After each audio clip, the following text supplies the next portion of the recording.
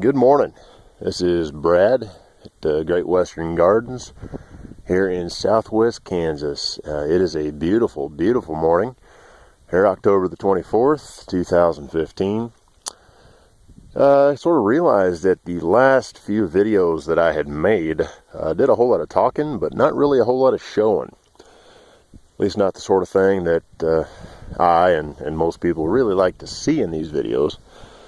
And I guess the reason for that is there's just really not a whole lot to show yet, beyond the my plans for the next several years, but starting immediately. I've really been trying to lay the groundwork out here for several years, and what I wanted to show you here is my orchard that I have been working on for about the last 8 years now, replanting some trees. And I'll give you sort of some background out here to the property. This had been part of the old family farm. My great uncle had homesteaded this back about 80 years ago, and it had fallen out of the family for several years.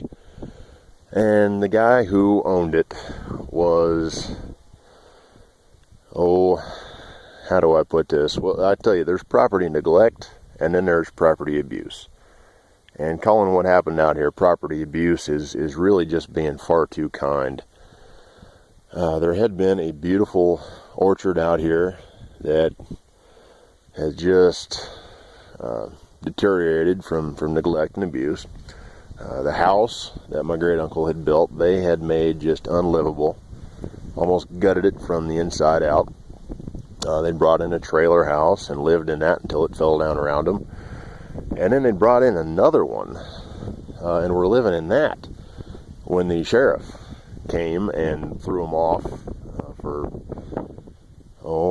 can't remember how long. They just simply hadn't paid any property tax.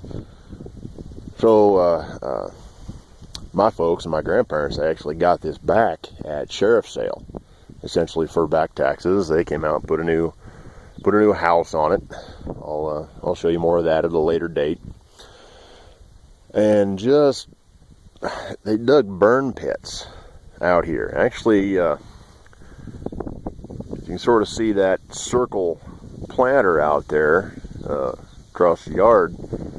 That is over top of one of the two major burn pits that were out here. And we just bulldozed trash, pallets, old 45 records, record players. There was a toilet, actually, old porcelain toilet sitting out here right about where I'm standing.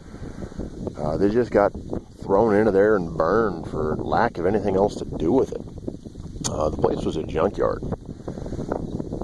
And we've really been trying to bring it back, get some sort of productivity out here. But I can still, more than a decade later, walk out here with a 5-gallon bucket through the windbreak and just be picking up broken glass and car parts and nuts and bolts and old wrenches and basically things just for the iron and scrap pile. But anyway, back out here to the orchard. This had more than 50 trees in it at one point.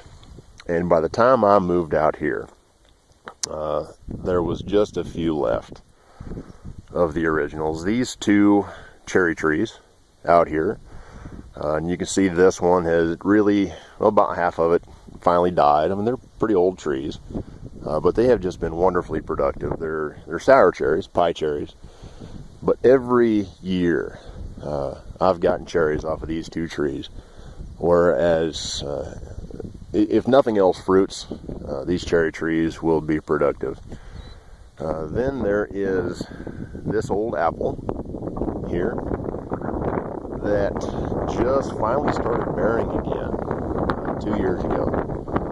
Not very much, but it has really come back. I've done a lot of selective pruning on it, mulching, fertilizing, and it's really, really come back.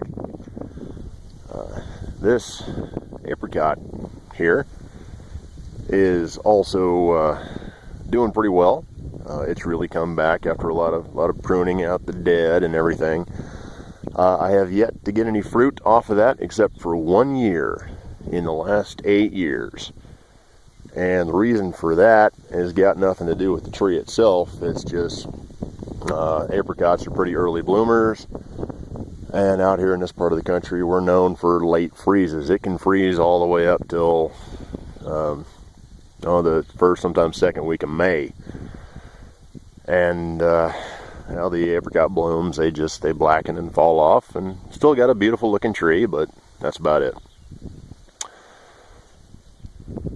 Then way back there in the corner, you can see with sort of the bed around it, that is another apricot tree that is one of the originals. That also, I never get fruit on it for the same reason. And then that big one back there in the corner that I probably should just cut down. And the only reason that I'm not is because it serves as sort of a windbreak for the trees behind it. That one does fruit every year, but it never gets beyond just sort of the seed. The seed keeps growing, but the fruit around it does not, and they just get little husks that dry up and fall off. I don't know what the problem with that is. I've had the extension agent out here a couple of times, and she just can't figure it out. So there it sits, serving basically no purpose other than to just block a little bit of the wind. And the reason that I have not made a video in over a week, I mentioned all the wind that has been blowing in the fall season, and we got 2 inches of rain here that it blew in the day before yesterday, which was wonderful. That wind is really the essence of this part of the country. I mentioned in a previous video, I live several miles south of Dodge City, Kansas, which according to the National Weather Service is actually the windiest city in the continental United States. Until last year, actually, I believe when Amarillo, Texas took the top spot. That's all right, they can have it. But the wind is actually built right into the name out here. The name Kansas actually comes from the Kansas Indians, who were people of the south wind. And as you can see down here, going off into that valley, that south wind just comes right uphill here, across the road, and does this to my trees. There's just no way I can keep those trees growing at any kind of a reasonable upright angle without staking them back so severely. The wind just blows them straight north. Every single one of these. Some are more severe than others. That one you can really see what it's doing to that. And they're getting big enough now that I think this winter, I'll come out here and do a lot of selective pruning, and hopefully I'll be able to film that and show you what I'm doing here. But I've really been fighting that wind out here for years. And you can't do anything about it. So that's one of my many trials out here in this part of the country, but we'll make do. Most of these trees out here are brand new that I've planted. This one is one of the first years. That's 7 years old now.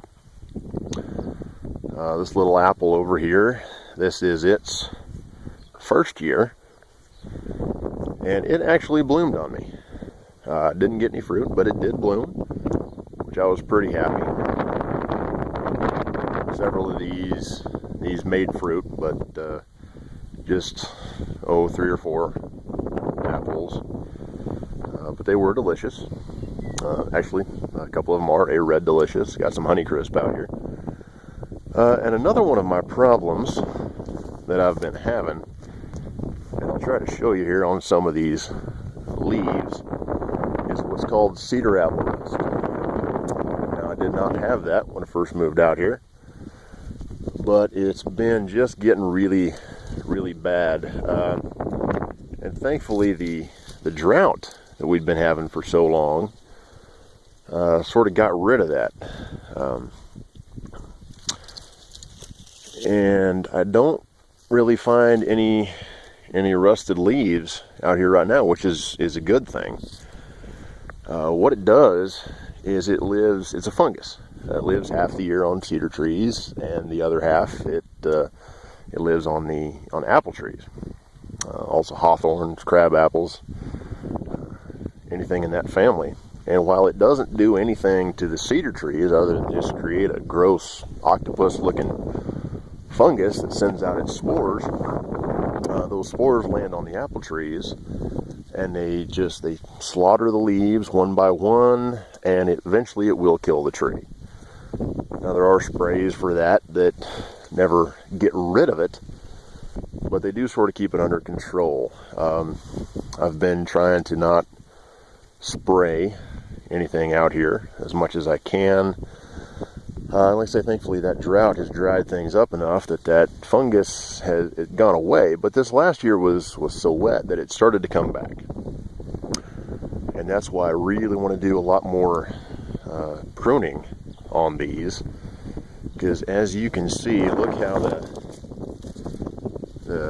tree is just blowing straight north. Every single one of these are blowing back towards the north and just sort of creating a mass on me, which means those leaves don't dry out the way they should, which keeps that cedar apple rust fungus on the leaves. Here you can see one that has got a little bit of that. Of course, the rest of that is mostly just fall colored mottling, but there's a little bit of rust on that leaf. Hopefully over the next few years I can get that to go away. The other thing that I really want to do out here is I got a lot of open space out here in the orchard, and to get to a point where I don't have to mow that, I've been doing some other plantings out here. You see the boxes that I've built around those just for now. I've got things growing in there like dill and some bees balm and chives and some other things like that will attract good insects and keep some of the bad ones away. And then what I started doing here a couple of weeks ago is I've been planting some garlic out here. Got some of it coming up here. Like there's a couple growing up nice. They'll get big before it freezes, and then next fall I'll have some good garlic. I've got that planted under 3 of my trees out here, and I plan on putting some pumpkins out here as ground cover for next year. That way I won't have to mow out here so much.